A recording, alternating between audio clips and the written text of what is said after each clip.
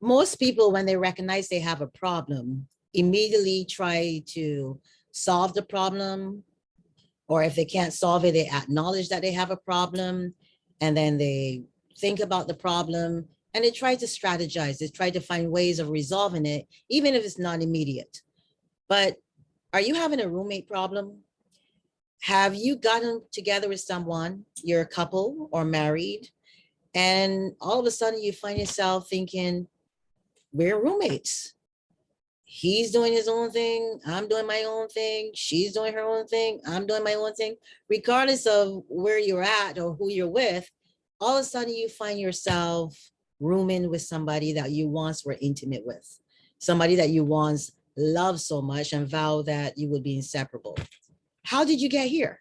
How did you get to this place where you and your partner are roommates? Does it matter how you got here, or does it matter what you do once you recognize you're here?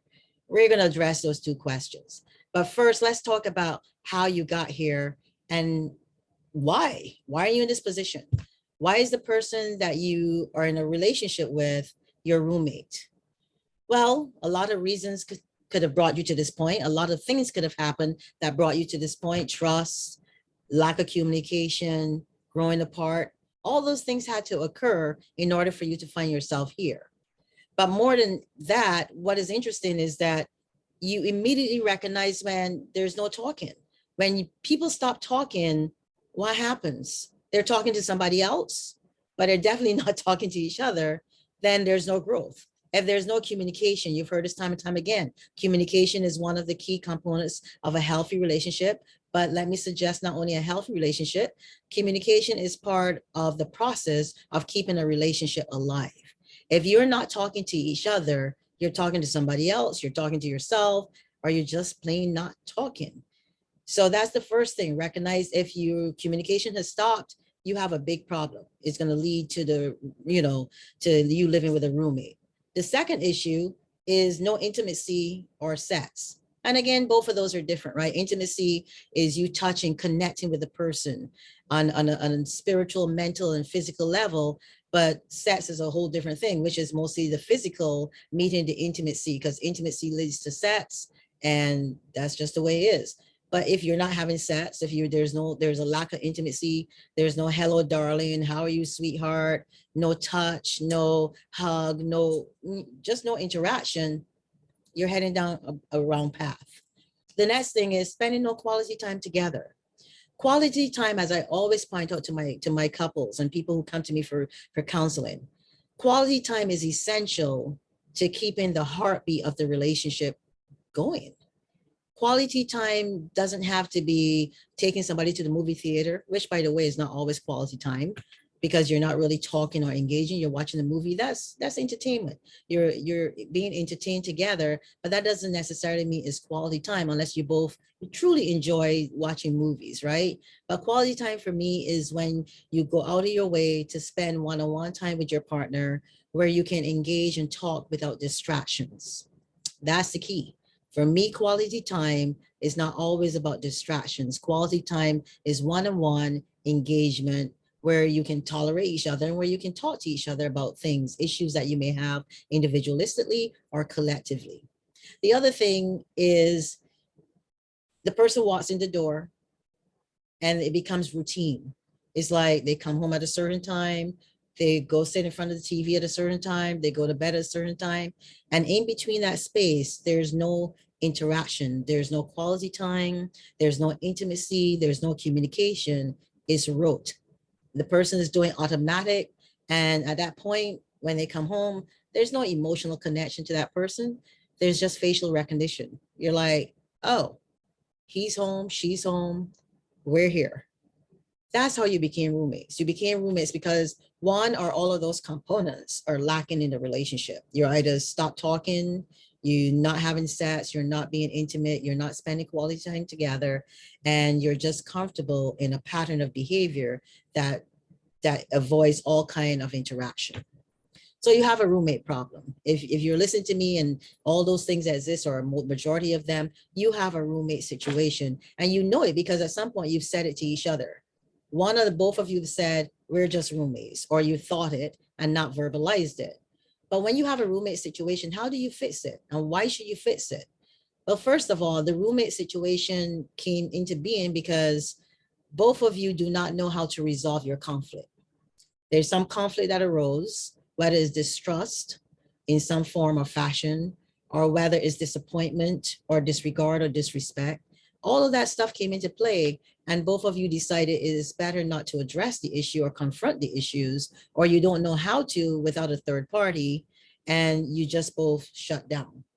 So both of you are stonewalling, both of you are fine and comfortable living in this space. Especially a lot of times this happens is when you have children as well, you know, and one person can just focus on the children and the other person can support the household, and everything seems to be working, but it really is not. Because what has started is a process that can only end in a negative outcome unless there's intervention. So what can you do to help your roommate situation? The first thing you have to do is identify the issues. You know, go back and retrace your step and try to figure out when did we get here? How did we get here? Right? And both of you need to think about this. And then if you both decide that this is something that you want to address, you have to collaborate. You have to come together. You have to want to talk about the issue in order to resolve the issue and to find a solution to it.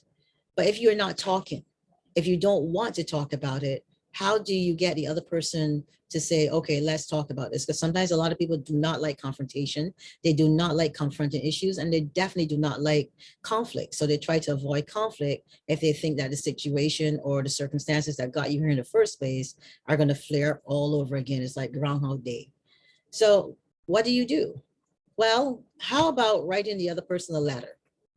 Telling them you recognize where you are at and that you don't want to be here. Sometimes writing a letter is really effective, especially when you have an issue communicating your feelings. And it gives you time to edit, right? You go over that letter and you edit the letter and you make sure that the language you're saying is not something that's suggestive or something that might lead someone else to think something other than what you're saying. Write a letter telling the person, you know what, let's put up the white flag. I don't want to live like this anymore.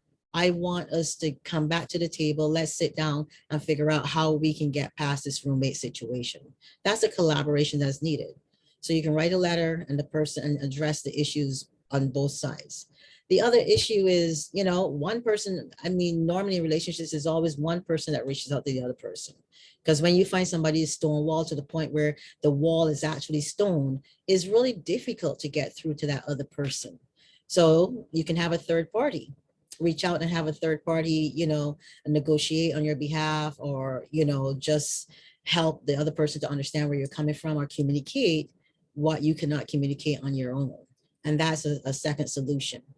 I talk about collaboration. I talk about identifying the issue, implementing a strategy or a solution, or finding a resolution to the situation. But the most important thing is you need to reconnect. You need to want to reconnect. There has to be something there outside of your obligations, financial or otherwise, that makes you to want to say, you know what, let's work on this, because we believe we do sincerely love each other. A lot of times love is the one component that can bring you back together and dissipate that roommate situation. If you both truly love each other, you know, and how do you know you love each other? You know you love each other if, despite your obligations, whether financial or family or otherwise, and you look at this person, you say, you know what, I don't want to live without this person. I see myself growing old with this person. I want to spend the rest of my days, regardless of what obligations we have to meet or not meet. I want to give this a chance. And be honest with yourself. That honesty is what brings you back to the table, and what brings you back to negotiations, and helps you to unravel the process that started way back when. Because you didn't just wake up one day and become roommates. You became roommates because it's been over a period of time, and you're both ignorant because neither one of you wants to break the ice, or you've tried breaking the ice and still don't know how. It's time to start living as roommates. It's time to re-engage. Start with best friends. That's how you started. That's how you got together.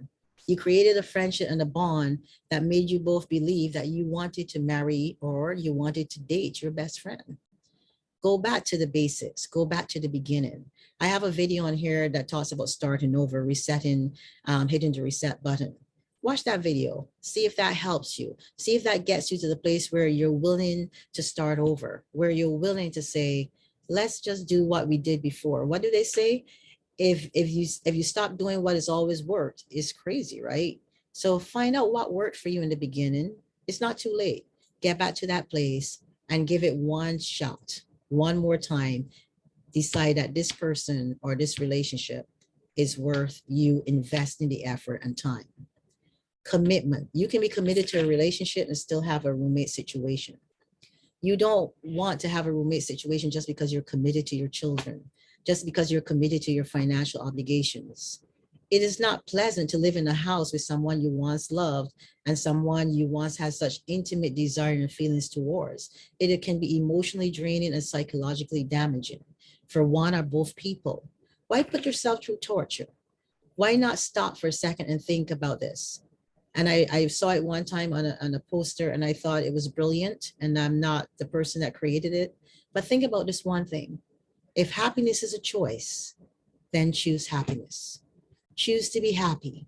Choose not to live a life of misery in a relationship when you can be happy, period, in the relationship. My name is Ingrid Felton. As always, thank you for coming and visiting my YouTube channel. Thank you for subscribing to the videos. Thank you for your comments. And I thank you for telling other people about what I'm doing here. And your continual support is the encouragement I need to show up here every month.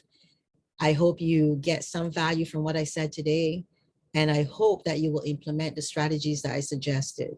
Write that letter and give it to your partner.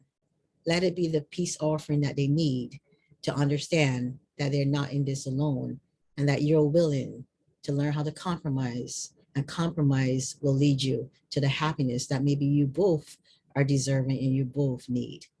Bye.